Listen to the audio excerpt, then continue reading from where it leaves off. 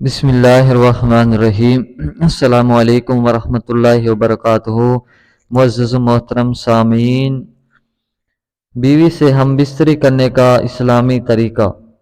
بیوی سے ہم بستری کرنے کا اسلامی طریقہ میاں بیوی کے تعلق سے کچھ ایسے مسائل ہیں جن کا جاننا ضروری ہے، مگر وہ نہیں جانتے کیونکہ مرد عورت کو ایک دوسرے کا ستر شرمگاہ دیکھنا چھونا جائز ہے، مگر یہی حکم ہے کہ مقام مخصوص شرمگاہ کی طرف نہ دیکھا جائے کہ اس سے نسیان یعنی حافظہ کمزور ہونے کا مرض ہوتا ہے اور نگاہ بھی کمزور ہو جاتی ہے۔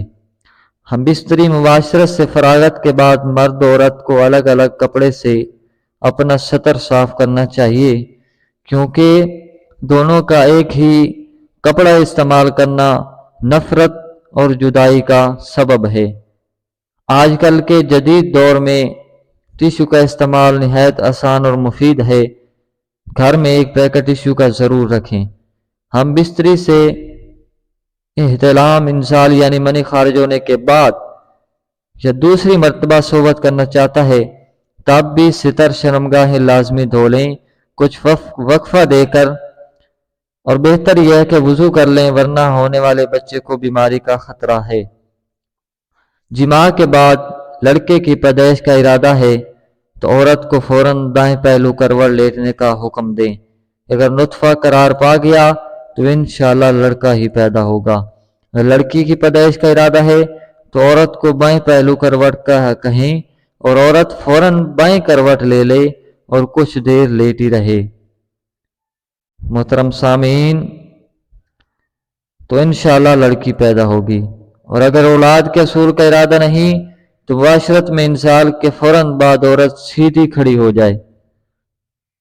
جماع مباشرت ہم بستری کے کچھ دیر بعد مثلاً کم از کم آدھا گھنٹہ بعد غسل کر لیں، اس میں صحت و تندرستی بھی ہے اور مرتے وقت سیدنا جبریل علیہ السلام کی زیارت بھی ہوگی۔ اور جماع کے فوراً بعد پانی پینا صحت کے لیے مفید نہیں ہے، لہذا کچھ وقفے کے بعد پانی پی سکتے ہیں۔ طبیب کہتے ہیں کہ ہفتے میں 2 بار سے زیادہ صحبت کرنا ہلاکت کا باعث ہے۔ شیر کے بارے میں آتا ہے کہ وہ اپنے مادت سے سال میں 1 مرتبہ ہی جماع کرتا ہے، اور اس کے بعد اس پر اتنی کمزوری لاحق ہو جاتی ہے اگلے 24 گھنٹے تک وہ چلنے پھرنے کے قابل نہیں رہتا، اور 48 گھنٹے کے بعد جب وہ اٹھتا ہے تب بھی لڑکھڑاتا ہے۔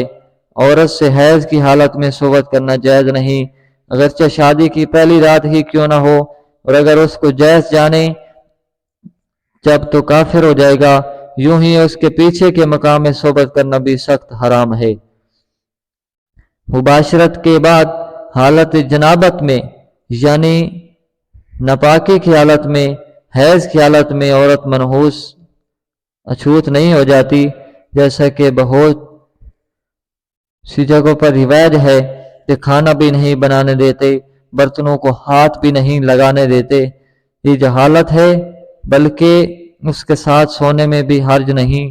ہاں، عورت کا حالت حیض میں اگر شہوت کا خطرہ ہو تو قیامت کے دن سب سے بدتر مرد عورت وہ ہوں گے جو اپنی راز پردے کی باتیں اپنے دوستوں کو سناتے ہیں۔ عورت سے جدا رہنے کی مدت 4 مہینے ہے، اس سے زیادہ دور رہنا منع ہے۔ جو بچہ سمجھدار ہو اس کے سامنے صحبت کرنا حرام ہے۔ اللہ تعالیٰ عمل کی توفیق عطا فرمائے۔